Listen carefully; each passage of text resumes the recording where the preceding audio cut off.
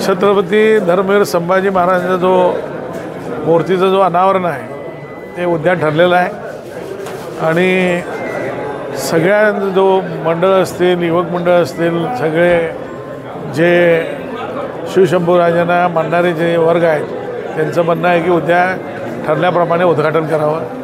त्या निमित्तानं तयारी पूर्ण झालेली आहे।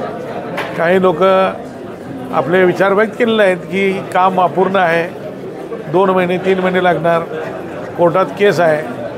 तर आज सगळ्या पत्रकारांना घेऊन महापौर आणि उपमहापौर जे मूर्ती आहे महाराजांची तिथं स्वतः पाहणी केली आणि आपल्याला सुद्धा दाखवले एक कामसुद्धा तिथं बाकी नाही आहे। त्याचबरोबर आज सकाळीपर्यंत कुठलेही केस दाखल झालेलं नाही आहे।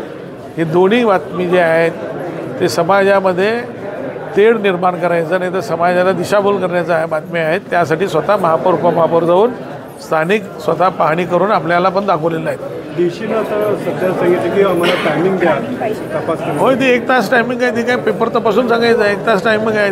2पर्यंत त्यांनी सांगू शकतात। आम्ही 3ला आणि बैठक बोलवलेलं आहे, 3ला त्याचा निर्णय होणार आहे। नहीं सर, अगर आज इजाज़त नहीं मिलती है तो आपके पास क्या रास्ता है?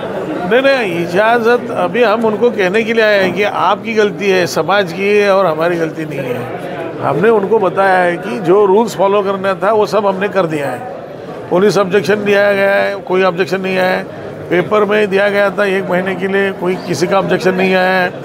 सब के बाद में आपके हाथ में जो निर्णय है वो निर्णय करना चाहिए था, वो नहीं किया है उन्होंने। आपको क्या लगता है कि सियासी दखल है इसमें? मेरे को क्या लगता है, आपको नहीं लगता है? आपको नहीं लगता है कि उद्या नक्की उद्घाटन होणार हां? उद्या उद्घाटन होणार। कालचं जो बैठक झाली त्या बैठकीमध्ये आम्ही तेच विचारलं त्यांना, उद्या आम्ही डीसीला भेटून जाणार आहे, तिथं काय निर्णय होते त्याला तुम्हाला मान्य आहे काय म्हटल्यानंतर त्यांनी म्हटले 5 तारखेला कुठल्याही परिस्थितीत आम्ही उद्घाटन तुम्ही करायलाच पाहिजे म्हणून तिथल्या लोकांचं सगळ्यांचं म्हणणं आहे।